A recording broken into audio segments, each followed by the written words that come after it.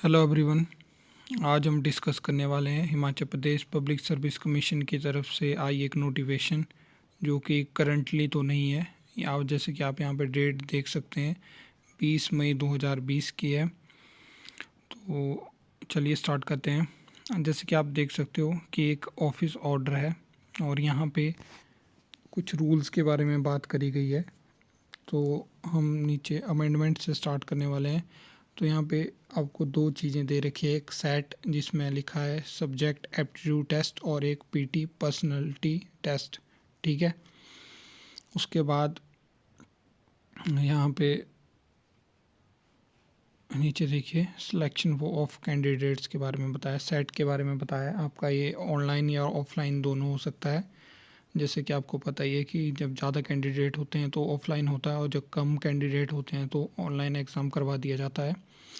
तो यहाँ पे आप देख सकते हो, यहाँ पे एक सेट किया गया है पैटर्न कि आपके जो टोटल जो नंबर्स रहने वाले हैं वो 260 मार्क्स का जो होगा वो पेपर रहने वाला है और ये 2.5 घंटे चलने वाला है। ठीक है, और इसको दो पार्ट में डिवाइड करा गया है। फर्स्ट पार्ट जो होगा उसमें जनरल नॉलेज 60 मार्क्स, 30 क्वेश्चन होंगे, 2 मार्क्स ईच।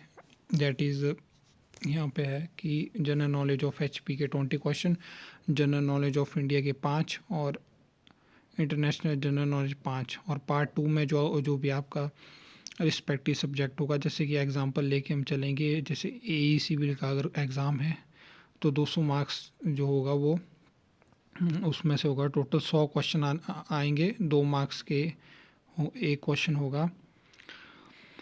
तो उसके बाद जब आप सब्जेक्टिव एप्टीट्यूड टेस्ट को क्लियर कर लेंगे तो उसके बाद आपका जो पर्सनालिटी टेस्ट होगा वो होगा 140 मार्क्स का। ठीक है, और जो आपकी जो फाइनल मेरिट लिस्ट होगी वो दोनों का एग्रीगेट मार्क्स होगी। जैसे कि 65% आपके जो आपका सेट होगा सब्जेक्ट एप्टीट्यूड टेस्ट उसके इंक्लूड होंगे और 35 मार्क्स जो होंगे आपके पर्सनालिटी टेस्ट, उन दोनों को सब मतलब ऐड करके ही आपकी फ़ाइनल मेरिट लिस्ट बनेगी।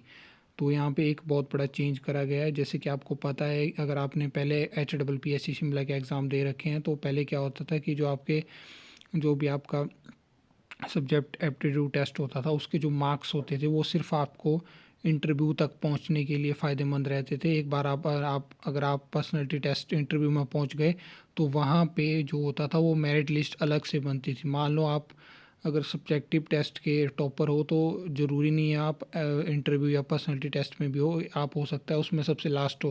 तो अगर आप सबसे लास्ट में हो तो आप बाहर हो गए। लेकिन अब ये बहुत अच्छा डिसीज़न और बहुत अच्छे रूल्स बनाए गए हैं, क्योंकि आपको जो होगा वो आपके सब्जेक्टिव एप्टीट्यूड जो आपने मार्क्स ले रखे हैं उनका भी आपको फ़ायदा होना चाहिए।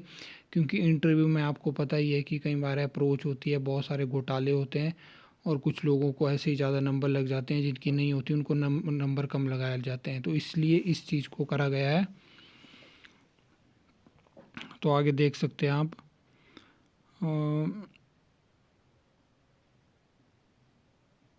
टोटल जो आपके सेट में जो टोटल क्वेश्चन रहने वाले हैं वो 130 रहने वाले हैं। 2 मार्क्स का एक क्वेश्चन होगा और जो भी आपका अगर कंप्यूटर बेस्ड हुआ होगा तो आंसर की आपकी वही my examination my online review पे जैसे होती है वैसे अपलोड हो जाएगी, कुछ इस तरह से है। और नेगेटिव मार्किंग तो उसमें होती ही है इनकरेक्ट आंसर्स के लिए।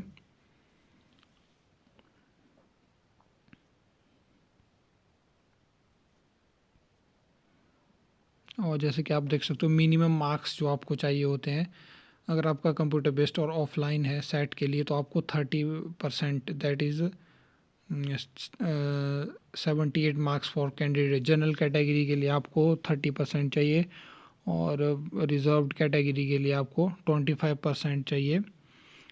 जैसे कि अगर आपका 130 का हुआ, 130 क्वेश्चन है और 260 टोटल बन रहे हैं तो उसका 25% रिज़र्व कैटेगरी के लिए और 30% जो होगा वो जनरल कैटेगरी के लिए आपको लेना ही पड़ेगा।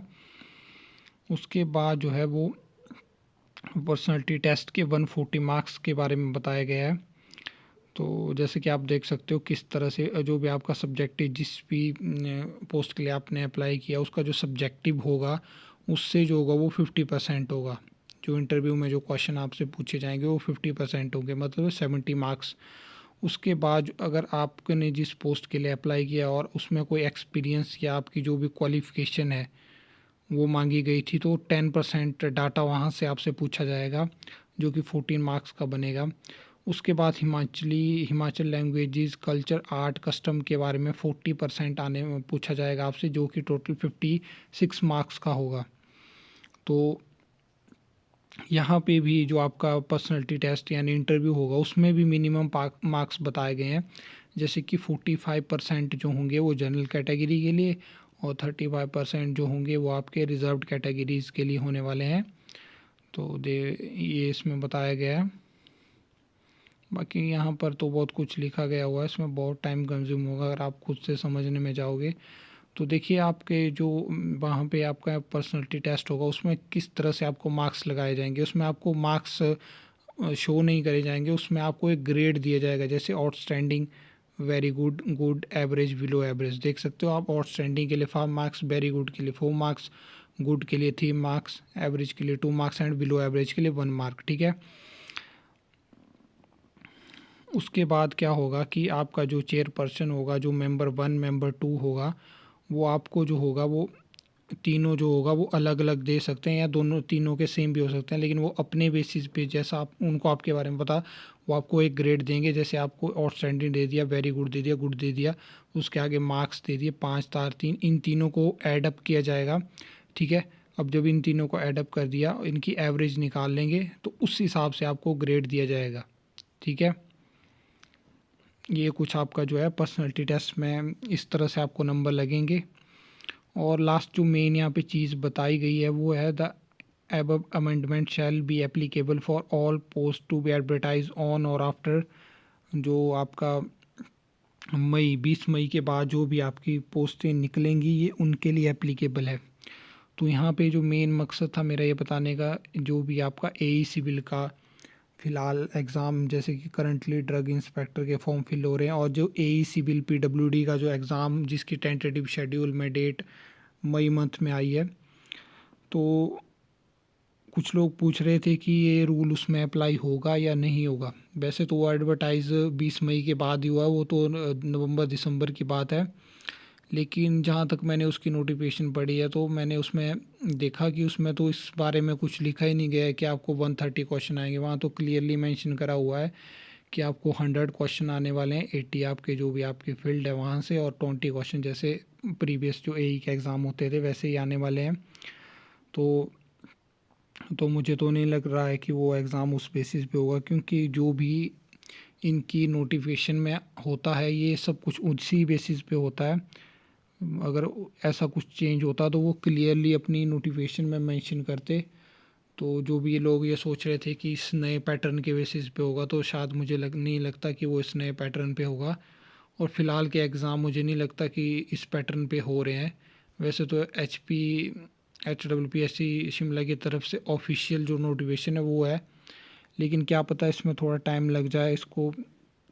वैसे तो ये एप्लीकेबल हो चुकी है, लेकिन देखते हैं आगे आने वाले, जैसे कि ड्रग इंस्पेक्टर होगा या कोई फर्दर कोई एग्ज़ाम होगा उसमें एप्लीकेबल हो जाए। और बाकी अगर आप में से किसी को जो ये वीडियो देखेंगे उनमें से किसी को इसके बारे में ज़्यादा पता है तो वो कमेंट करके बता सकते हैं, या किसी ने ऐसा एग्ज़ाम दिया हो वहाँ पे ये पैटर्न पहले ही फॉलो हो चुका है तो वो भी बता सकते हैं। क्योंकि HWPSC शिमला की तरफ से एग्ज़ाम कम होते हैं और जो भी होते हैं वो उसमें वैकेंसीज़ कम ही रहती है और इसके क्वेश्चन पेपर भी ज़्यादा अवेलेबल नहीं होते। तो अगर कोई कैंडिडेट कंटिन्यूसली इनकी तैयारी कर रहा है, जैसे कि एग्जीक्यूटिव ऑफिसर हो गया, सेक्रेटरी वगैरह के एग्ज़ाम, और उन्होंने इस पैटर्न को देखा हुआ है, तो कमेंट करके बता सकते हैं ताकि और लोगों को भी पता लग जाए। कुछ लोगों को तो फ़िलहाल ये पता भी नहीं होगा कि इस तरह से कुछ नए रूल आ गए हुए हैं। तो मेरा वीडियो बनाने का ये था मकसद कि ताकि ज़्यादा से ज़्यादा लोगों को पता लग जाए इस बारे में कि ऐसे ऐसे रूल है और ये अप्लाई भी हो चुके हैं।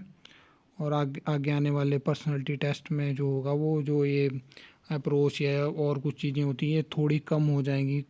बिल्कुल कम तो होना मुश्किल है, लेकिन ऐसा होगा कि थोड़ी कम हो जाएंगी ये चीज़ें, ताकि जो लोग और बाकी जैसे आपको जो स्क्रीन टेस्ट में जो आप अगर टॉप कर लेते हो तो आपको आगे फिर फ़ायदा मिलने वाला है।